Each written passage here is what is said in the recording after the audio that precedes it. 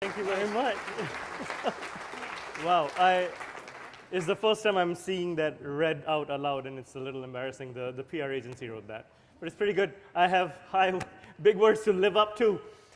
My premise today is actually quite a controversial one. I shared it with a couple of you in the audience, and you cringed. So I'm hoping I survived this without tomatoes being thrown at me tonight. There are no tomatoes in dessert. The battery's running low. I got to go fast. So the premise today is that the role of a journalist, as we knew it, is no longer relevant. In the past, that's just premise, not the conclusion. In the past, the role of the journalist was to bring the news to the world, hopefully the soonest possible way.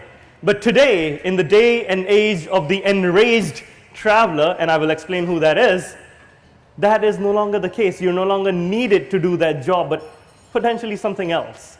And I will deep dive into that. My name is Shashank Nigam, as shared earlier, and I run a company called SimpliFlying.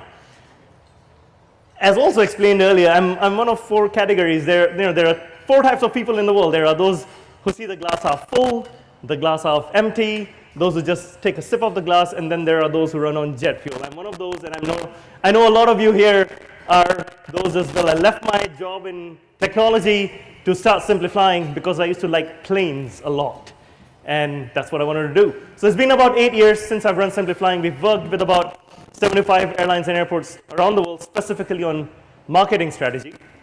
And recently, I wrote a book called Soar, which highlights 8 of the most innovative airline brands in the world on what is it they do right, from Singapore Airlines and Southwest that everyone has heard about, to Kulula in South Africa, and Finnair that not a lot of people know about what they're doing right in winning their markets.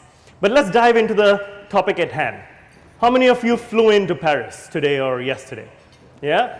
How many of you, even if you had gold status, had to queue up somewhere, either at security or at check-in somewhere? Wow, a lot of you have gold status, it seems.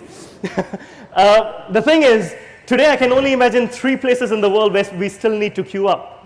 The airport, like that, the post office, and Disneyland. And there's only one of those 3 places where we are actually happy queuing up, Disneyland. Now, interestingly, this morning I flew in from Toronto, and at Toronto Airport, they've actually taken a leaf out of Disneyland's book. The queues are so long in the morning, by the way, that they now have jigsaw puzzles and crosswords in the queue for you to pass your time. And by the way, they are all to do with aviation, so it was kind of fun for me to do. But guess what? Airports are learning. But today, the result of queuing is actually different. And I've got a little video to show you to show what exactly I mean here, okay? If you can switch to the video, please.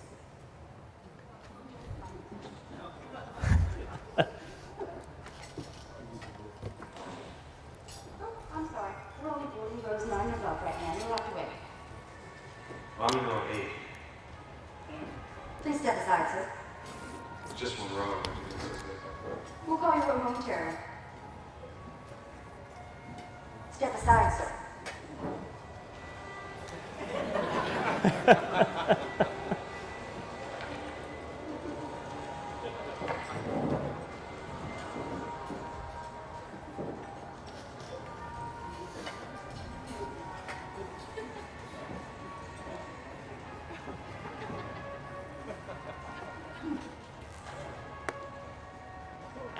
Thank you for waiting.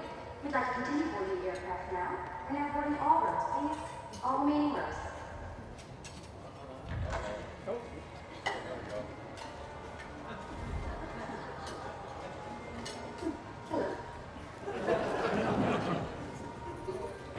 Enjoy the flight. Now, I have a quick question, and whoever can give me the right answer to this question, I will sign a book for you right now, okay? Who can tell me which movie this scene is from? You got that wrong. Who's that? Meet the Parents. It is indeed. Meet the Fockers was number 2. Meet the Parents was the first one. What's your name? Peter Donald. Peter. All right, so that's an easy one. It is. It's not as hard as my name. There you go. You win that one. That's for you, yeah. Thank you very much. You're welcome. So, can anyone tell me, now I don't have another book to give away, but who can tell me which year Meet the Parents came out? Any guesses? The year was 2000, so 99 was close. The year was 2000, 18 years ago. Well, 17 years ago. And interestingly, just for 2 minutes, okay, put yourself in the shoes of the boss of that lady, okay? This is her annual assessment. Did she smile? Yes. Did she break any rules? No. Was she firm? Yes. Did she allow anyone to jump the queue? No. Guess what? Perfect employee, promoted. Right? But if this is to happen today, not so easy. Because guess what? The guy's going to have a smartphone in his hands, the airplane is going to have Wi-Fi, and he's going to tweet the hell out of it. Before the flight lands, there'll be a hashtag trending, and our dear John Walton and Seth and all his friends will be chiming in on whether the airline was right or not. Everyone is going to be on it before the flight lands, because everyone today has the power to be a reporter, has the power to report live, and this is what I mean by the enraged customer. The enraged traveler today is carrying multiple devices, is reporting live from within the plane. And there are stats to show this. I mean, the connected travelers of today are carrying multiple devices. 97% of them have some form of device. I mean, the electronics ban has been catastrophic in the lives of some people. They just cannot live with their devices. There's FOMO and other stuff coming in. Many of them bring tablets. You've got laptops, phones. Whoever travels without a smartphone these days? And guess what? That gives them the power to report live whatever's happening. Now, I'm not going to show the video. I'm sure all of you have seen it. But that gives them the power to go inside the cabin, show whatever is happening, live or recorded, and guess what? The news is out there. But interestingly, is the news out there? That's the question we've got to ask. Is it the right news that's out there? Is it just a part of the story that's being seen? And guess what? When the news gets out there in this fashion, it actually impacts the airlines quite badly.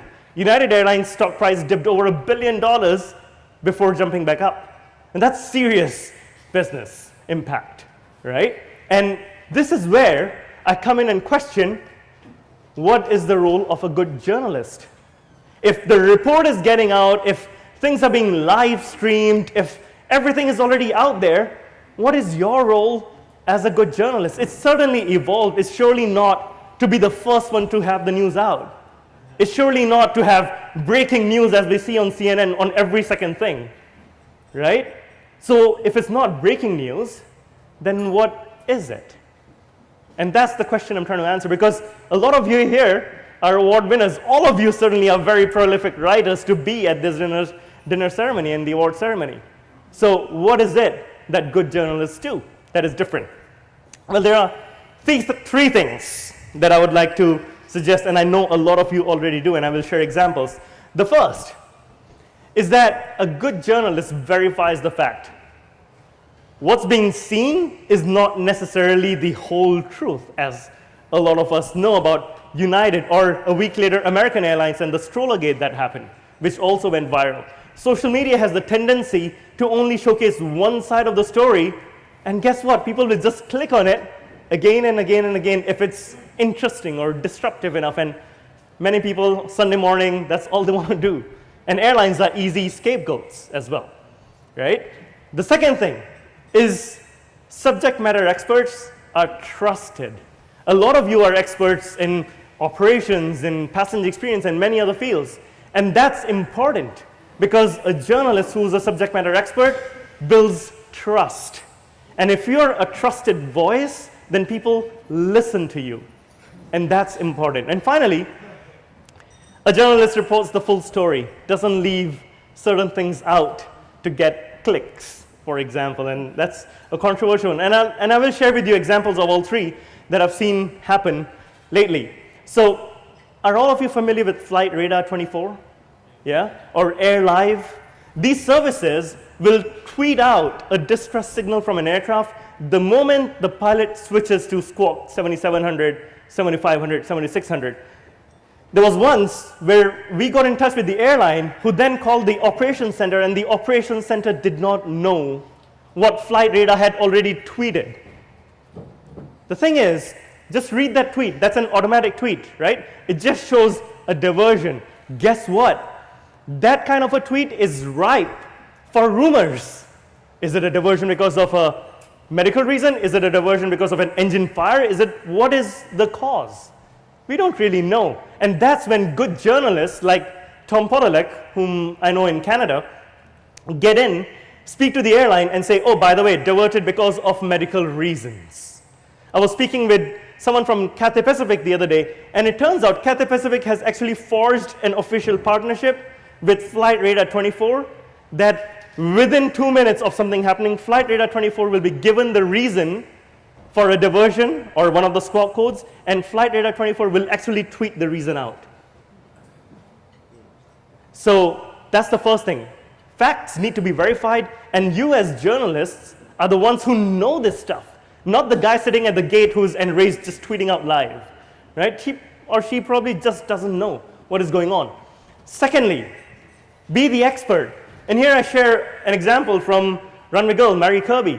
And a lot of us in the room know her and her work and her team's work, and they are the experts in passenger experience. So when Runway Girl publishes something about Finnair and their design being good, people take that seriously, right? Because they are experts in passenger experience. You have to think, what are you an expert in? What is it that you have an audience for who will listen to you and close their eyes and trust you? Trust is very important. And finally, reporting the whole story. Now these are actual images from a news site. This was Singapore Airlines flight about 3 years ago from Singapore to London. There was severe turbulence over Mumbai. And the turbulence was encountered right after dinner service was done. So the trays were not cleared at that point. What happened was there was severe turbulence and people took pictures. As we all know, the enraged traveler, right? They took pictures and pictures and pictures. It showed the damage that was done. It showed the mess the flight was in. It showed coffee on the ceiling. This is an A380, by the way, so that's some severe, severe turbulence. It also showed all the rubbish that was around, and once the seatbelt sign was off, what was happening.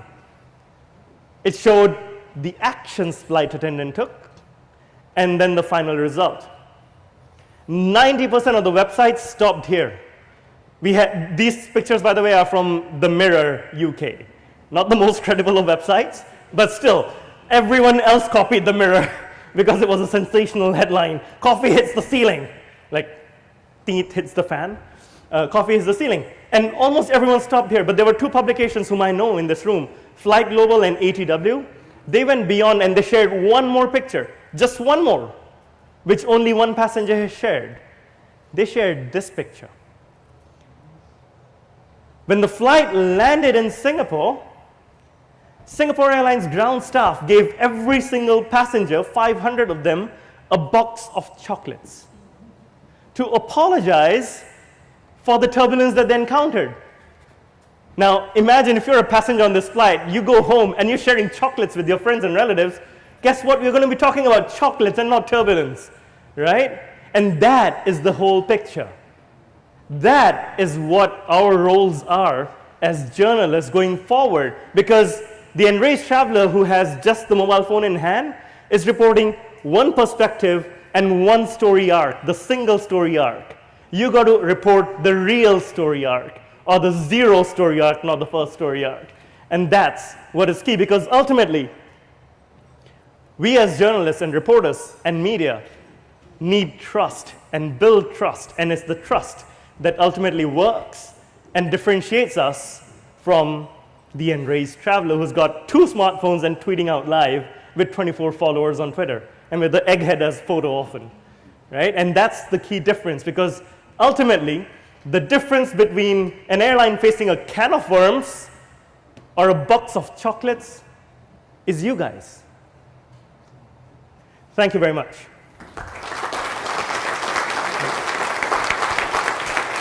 Thank you.